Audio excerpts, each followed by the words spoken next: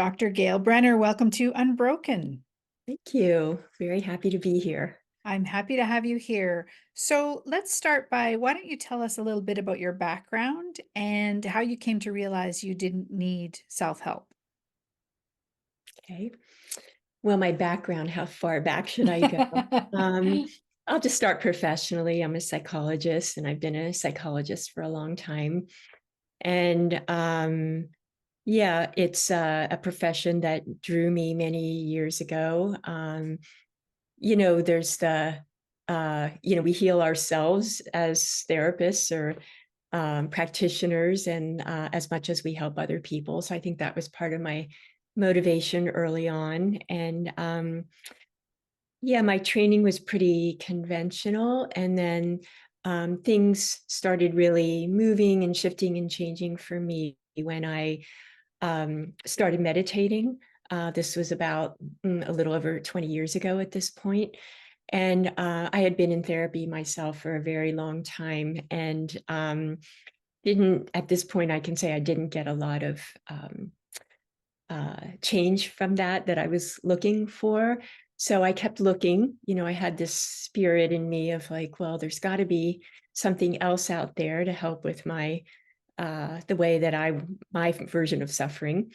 And I started meditating, and that really started changing everything because of the way meditation teaches us to be with our experience. So, to be aware of what's arising in us, sensations, emotions, whatever it is. And when I first started meditating, I was shocked at how much different energies I found in my body and different emotions that I didn't even know were there. And the fact that I was suffering started to make sense. Like, oh, there's a whole lot going on in here that I didn't realize, and that is probably something I should pay attention to. And that was the beginning of a spiritual path for me. So combining my psychology background and interest with my interest in spirituality really supported my quest to find happiness and just discover how to be happy and where is happiness. And, somehow I knew it was possible. There was some spirit in me that no matter what happened, the flame didn't go out. And then when I started realizing the possibility that maybe there was the possibility of not suffering so much, I was really on fire about that and wanted to know, and went to a number of spiritual teachers and had different insights and realizations along the way, and led me to the point where um, it's an ongoing path now. Nothing's finished. And there's always something alive for me. Like right now, what's alive for me is just compassion for everything that arises in us, like every single nuance of our experience, and really turning toward that and welcoming that and loving that. So that's yeah. So what I mean, you're probably referring to the title of my book, The End of Self-Help. And yeah, what I mean by that is there's no self here that needs help. It's the title of your podcast, Unbroken. There's nothing here that's broken. There's nothing that needs to be fixed. There's just different energies and emotions and experiences arising, and learning how to relate to all of those in a way that feels aligned and supports our essential wholeness. Thank you for that answer. And the thing that I was really, well, one of the things that I was really struck with in the end of self-help was you talk about having been on several spiritual retreats and your journey with psychology. And then it was a lunch, I think, with Rupert Spira that you had where he pointed out, well, what's the consistent thing that's there? So your feelings and your thoughts, our thoughts change. What's constant? Mm-hmm. And you realized it was this observer presence. Those are my words. That was the consistent thing. Could you talk about that a little bit for us? Well, What he showed me is that it was really about time, and he pointed out how um, it takes time to suffer. And these are my words, not exactly his, but it takes time to have stories. It takes time to have a personal identity. There's a past and a present and a future and a now and then. And even to say the statement, I am unworthy, or, I feel inadequate, to have language takes time. So and if we believe anything that the mind tells us, because the mind is only exists in time, then that can be the source of our suffering. And when there's the realization that time is not ultimately real, there's a certain reality to it, but it's not the ultimate reality, everything just collapses and into this infinite presence. And it's not capable of suffering at that point. Right, right. And so related to that, um, there's this quote that I love from the book that says, when you know you are presence, the simplicity of being aware, rather than the complexity and confusion of what you're aware of, problems lose their impact. And I just love that. And I wondered if you could expand on that a little bit for us. Yeah. When we go into the mind and believe the stories that are there, uh, when we look at our histories, or we want a better future, there's a limited personal identity that's at the center of that thinks that there's something missing.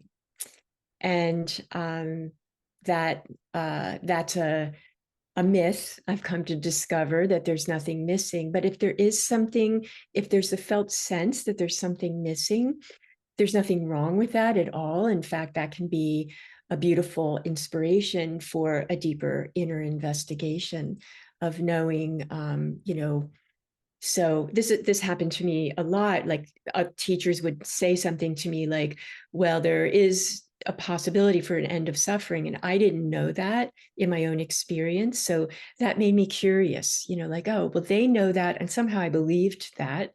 And it made me look at my own experience, like, and keep coming back and coming back and coming back, because that's what we need to do. We need to look within and not wait for the insight, or go to the right teacher, or read the right book, or whatever. It's an ongoing, endless, really beautiful investigation of what's here, what's true, what's real, and getting a deeper understanding around that. I like hearing that you say it's ongoing, that there is no bottom to it. Uh, and so obviously you're still discovering things. Is that Very, true? Yeah. very much so.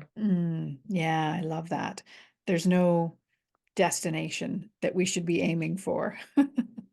There isn't, and it's the opposite of a destination, because we think of destination as out there or in the future, or if only this, or if only that, if only I got it, if only I knew what he knows. Then if there's an if then there's time, and then there's a projection into the future. And what that means is there's something missing here and now. And if there's something felt to be missing here and now, there's something to be investigated. Mm, right. Oh, I love that.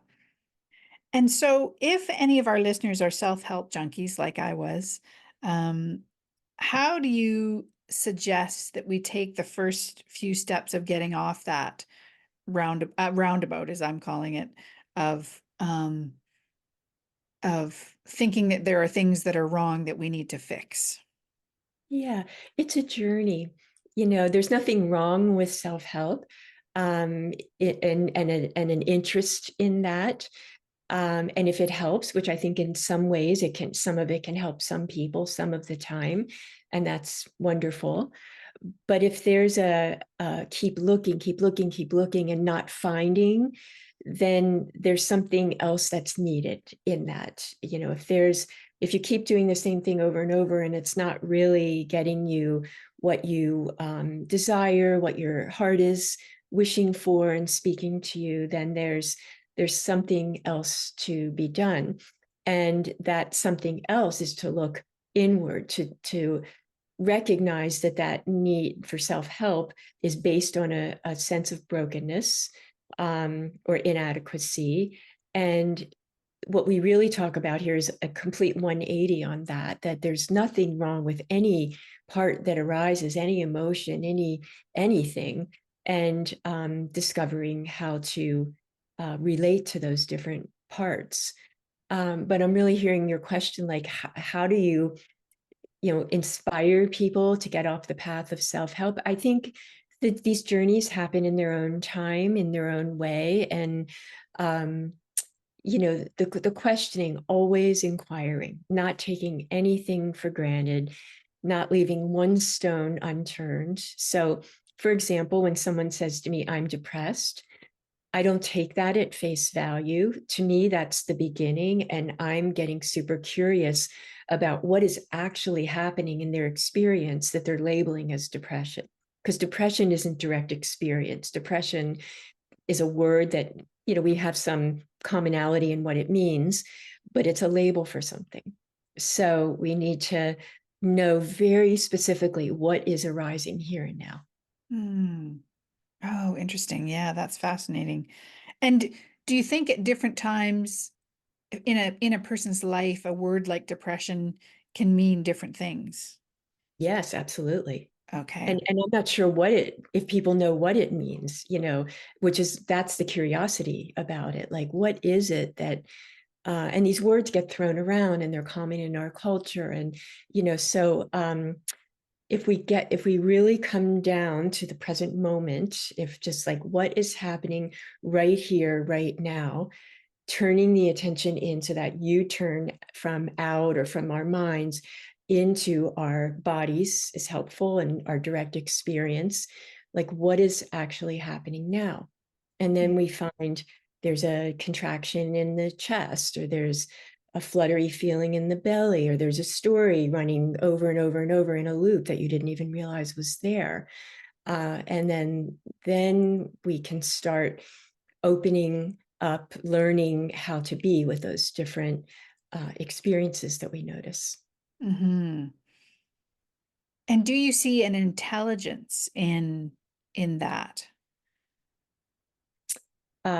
Yes, absolutely. Um, there's sometimes we need guidance. I think for lots of people, it's not a path we can go alone. And I Yeah. my offering uh, weaves together this path of awakening and understanding the truth about reality with the investigation into early trauma patterns, which I find fascinating. And by early trauma patterns, I mean what happened to us when we were young in our families that didn't get resolved, those very sticky places, and how we bring them into adulthood and we take them to be our identity when they're actually not, because they're a limited excuse me, a limited identity. And looking at that from the perspective of wondering, like, who am I? What is the truth of my being? What is the truth about reality in the here and now? And to do that, we need to untangle those early trauma patterns, those places, tender places in us where we've been stuck for a long time. Well, yeah, and this is one of the things I wanted to ask you about because I know you have an interest in this, and I saw several blog posts on your website. So, I guess what do I want to ask about that? So, you're saying that trauma can live in our bodies and that we can, and so what happens when we begin to investigate that or be present with it? Yeah. So, what happens when we begin to investigate it? We start to become aware of the actual pattern, and even pattern is a vague word. So I'm interested in, and the body, the attention and attunement into the body is super useful, and I would think important in this investigation. What's happening in the body, what young parts are being activated, what emotions are present, what are the stories and beliefs and expectations that are running. And the starting place might be suffering here and now in our daily lives. Like if there's a struggle in a relationship, or in general, people have struggles with relationships, which was the case for me a long time ago. I just had trouble with all relationships. And so the questioning is then like, oh, what am I bringing into that situation? What is arising in me? And then that's the beginning. Like, what are the feelings that I feel? What's the urge? What are the tendencies that I'm bringing in? And then bringing that back inside into our own experience to understand, like, oh, that happened because of whatever was going on in my family when I was 3 or 5 or even earlier than that. And we get an understanding of why these patterns are here in us. And then we begin to be able to have to turn toward them with kindness and care and love and unconditional welcoming and acceptance. And that begins to soften them. So once there's, if we're caught in some kind of condition pattern, it's like we're in one lane going back and forth for, decades, many of us. And so what we do is bring our attention there and begin to have and bring everything together, because there's division there, there's separation. Like, oh, there's a feeling I had to, submerge many years ago, and I can't bring that out into the light. It's too scary or unsafe. But we bring about a sense of safety so that we can investigate those deep inner parts, the long-standing patterns and feelings that we have. And with that sense of safety and holding and loving, which is what we always wanted anyway, and maybe didn't get as much as we needed, there's a softening that happens. And when there's a softening, they're not so much in charge. And then there's more space. And then we have more options. And then we can be more present. And then we get to look at things in a fresh way, rather than with that one veil that's been over our eyes, maybe for decades. And so that's how this focus and investigation on our early patterns that developed, how that plays a very um, uh, uh, usual, common role in how people get stuck on this path of awakening, but also where the freedom can be there. Mm. Oh, so say more about that. That's curious for me, how people get stuck on the Yeah. path. Yes, I mean, if these patterns are unknown to us, like I always tell people, become an expert in how you suffer. Like really get to know what it is that happens in here. Why? So that you can see it. That's one reason. So that you can, if you're completely absorbed into some kind of pattern, like say you're a people pleaser and your attention is out there and all you're doing is pleasing, pleasing, pleasing, there's no space to learn how to be with yourself.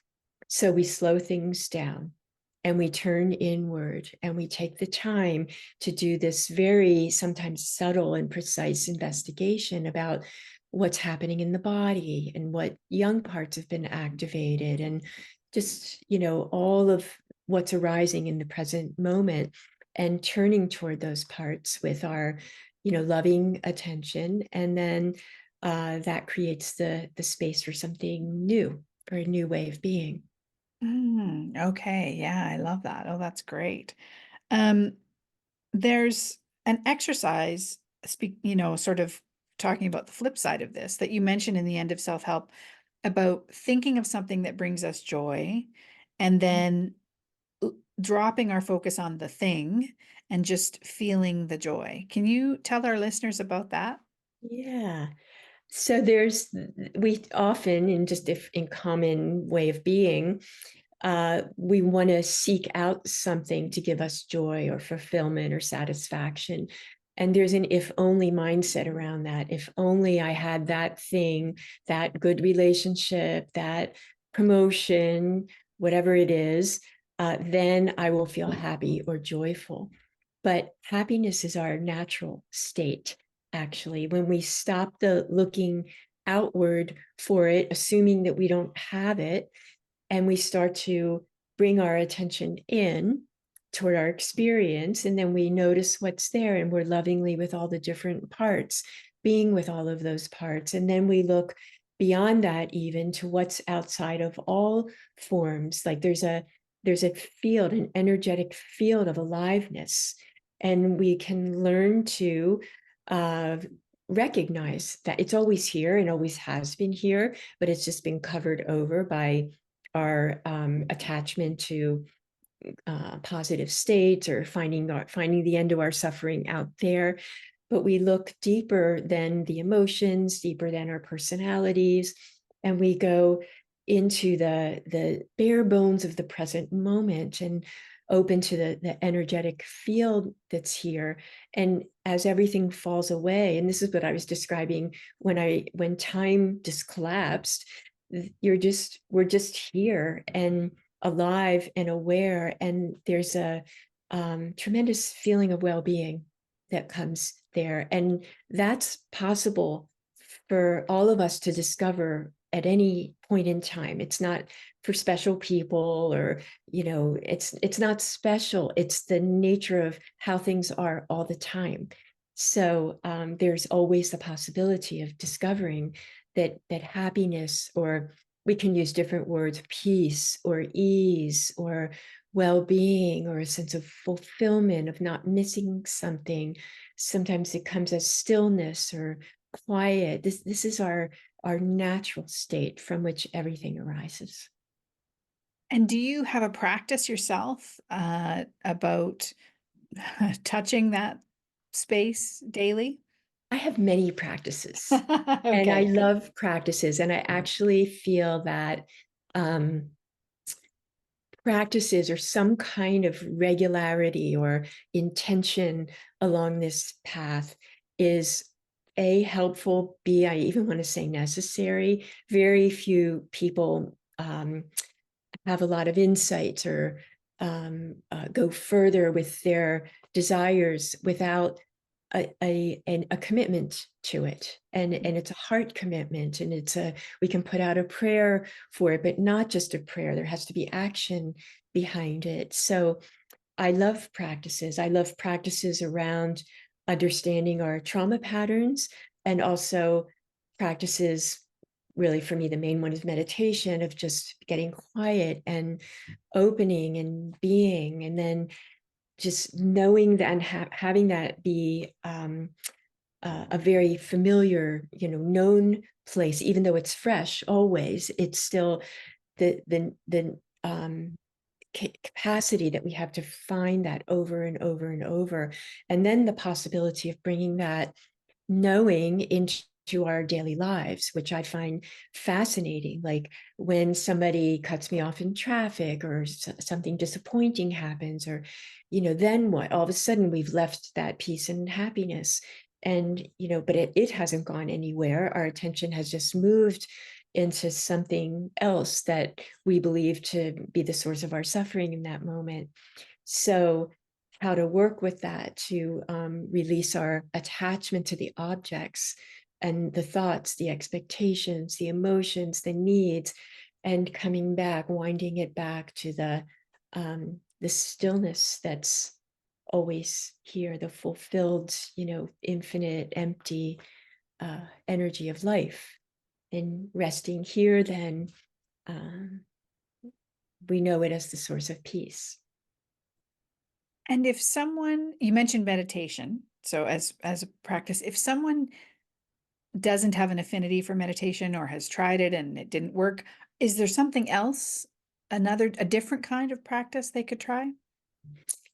There's a lot of things. First of all, if someone's having trouble meditating or can't or whatever, a guided meditation, choose that, and maybe start 1 minute a day, because for some people it's just really, really hard to sit still and be.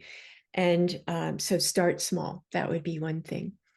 Another is a practice of attention into the body, which I love, which is just sitting and paying attention to, you could do it as a scan, or as whatever sensations are prominent and appearing, but just getting curious about sensation. And that in and of itself is a huge practice in presence, because we get to notice more and more the subtle sensations. Like, and some people aren't very comfortable by their habit of paying attention to the body. So we can start by just putting the fingertips together and feeling the pressure there, and just getting curious, like closing your eyes, like, oh, what is that? So we close our eyes, we take away the fingers and the forms that are in front of us, and we just feel the sensation there.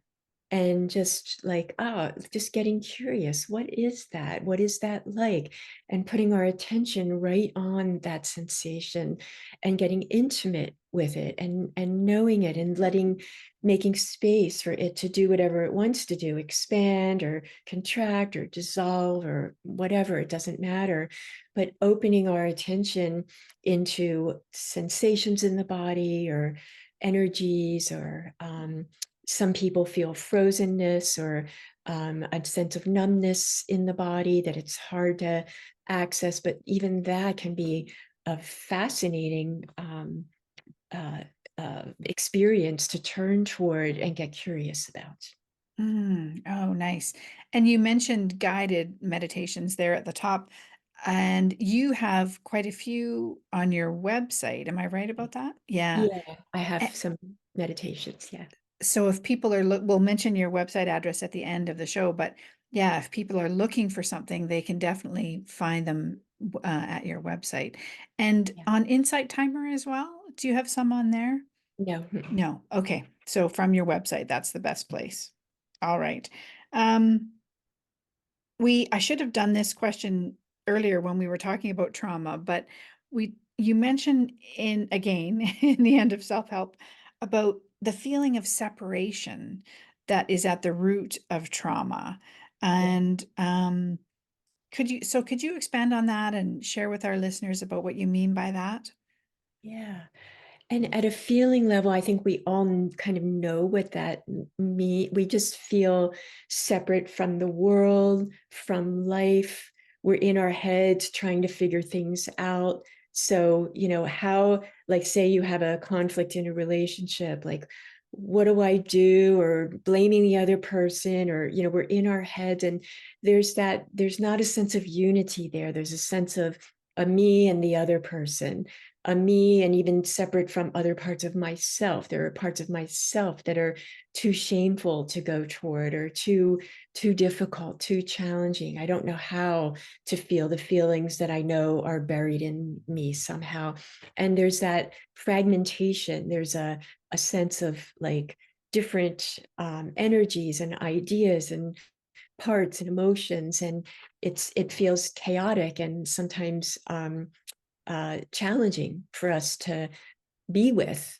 And when there isn't a sense of separation, when there's then when that's been healed, or we realize the wholeness that is the essence of who we are, there's a sense of well-being. There's always a little kind of anxiety or discomfort in separation, that something isn't right. There's something wrong with me. There's something wrong with the world. There's something wrong with life. And it's just like, and then we go into our heads trying to figure it out. Um, but there's when we can give our attention to that separation, we can get really interesting, especially in the body. Like, okay, I don't feel comfortable in myself or my life. Why is that? And go in and discover, like, what is it in our bodies, or maybe our emotions, that's bringing about that sense of dis-ease, and bringing our attention to that, so that we can see what that really is, which is just a sensation arising in awareness. And it strikes me that that sense of separation could almost be described as an absence of love or compassion. Would you agree with that? Yeah, I would agree with that, actually. Okay. Yeah. Yeah. So, I think of traumatic experiences in my childhood, and that feels like the root of the whole thing, that I felt there was an absence of love or connection, I guess. That's right. compassion. Yeah, it's Yeah, so and we interesting. split off. I mean, that's a really good example, like, just to be very concrete. So say that something upsetting happens to you as a, say, a 5-year-old, and there isn't the environment, and this is not in any way to denigrate parents, because they're always doing their best. And I encourage people to really get that as much as they can, because the blame just keeps the victimization going. So when we stop blaming, then we can soften and start to look at, like, oh, compassion for the other eventually, but also compassion for ourselves. We were just in a difficult situation.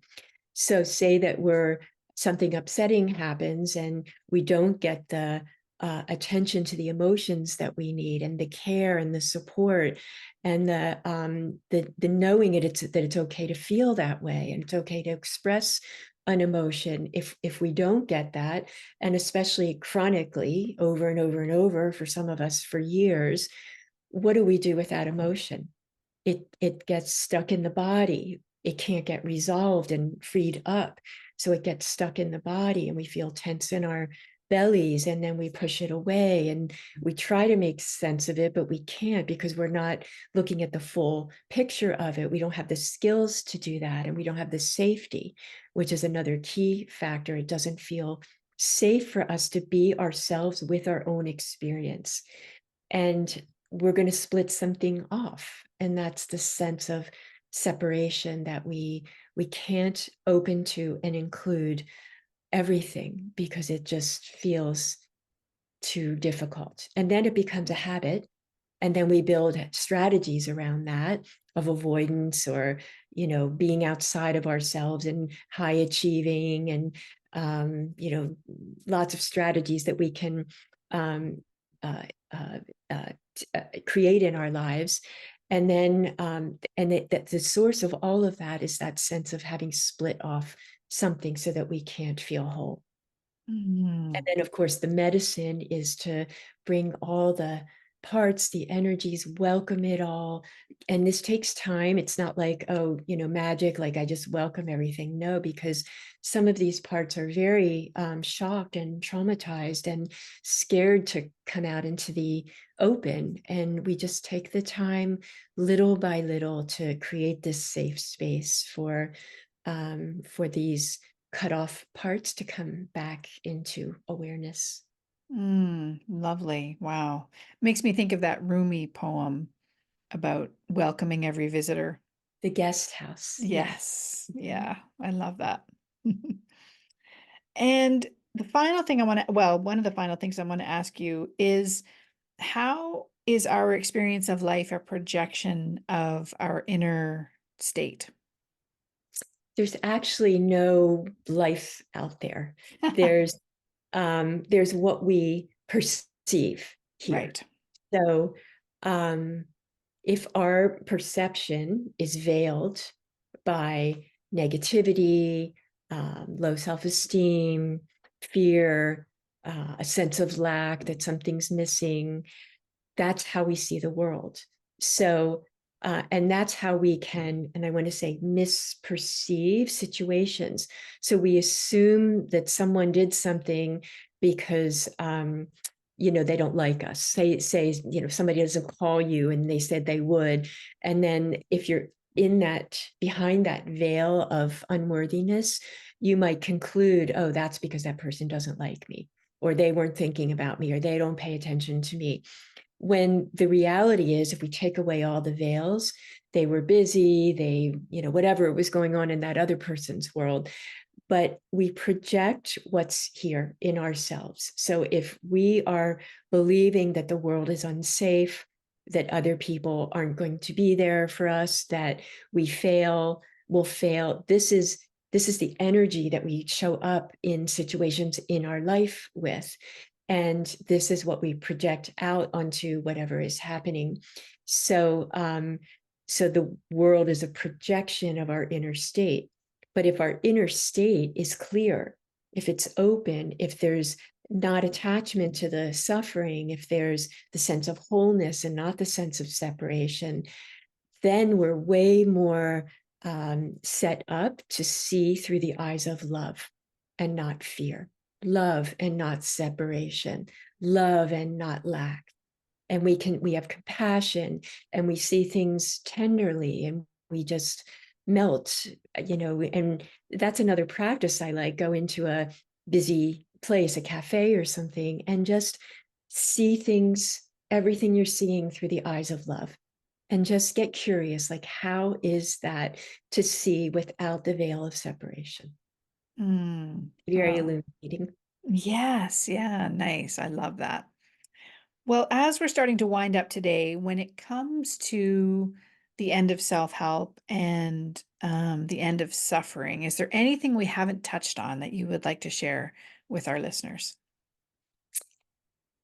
The biggest support is to be very kind with yourself during the process. So, if you're struggling to get an insight, or struggling to feel better and skip over the suffering, which is normal. And I have compassion for that. We all want to, none of us really wants to suffer. So there's this human tendency to want to skip over the hard places in us. But what this path really asks of us is a growing capacity in ourselves, like more and more expansion into the possibility of including everything, which means the really hard places, the tender places, the rejection, the abandonment, the fears, the terror, the rage, all of it. And little by little, like letting that come in.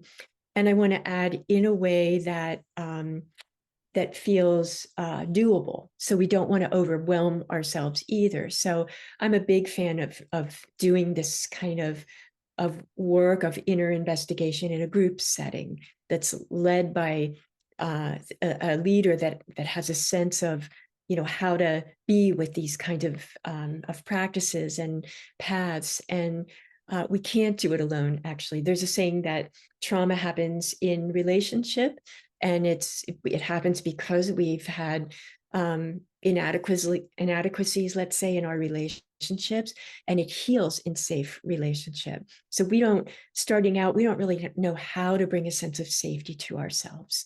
So, which is what we need ultimately, and we can do it. It just takes some time to learn it and get the experience with being a safe anchor for ourselves. But it helps to get the exposure and experience in a group or with other people who can offer that safe space. So I want to emphasize kindness to ourselves, and the willingness to stay with it, and uh, trusting yourself. So a lot of us, when we have struggles, we learn not to trust ourselves and not to trust life, and it just doesn't feel very good to be in life with that mistrust. And to find spaces, people where you can begin to trust again, because that trust is our natural state, actually. Hmm. Yes. Oh, great. Thank you. Thank you for all of that. Yeah. So, Gail, where can we find out more about you and your work? My website, it's gailbrenner.com. And there's a lot of content on there. There are blog posts and um, interviews and guided meditations. There's different tabs. There's an audio tab for the meditations, and there's some video on there as well. And I do pretty much weekly groups. So, and they're open for everybody. Everybody is welcome to come. So you can find out about them there, or sign up for my newsletter. And I send out an article every week, because I like to write, and I hope it's a support for people. Great. Okay. Well, I will put links in the show notes at unbrokenpodcast.com for that. Yeah. Well, thank you again for being with me here today. I really appreciate it. Thank you. I appreciate you inviting me. And yeah, it's yeah, kindness is my message. That really shines through. Thank you. Take care. You too. Thank you.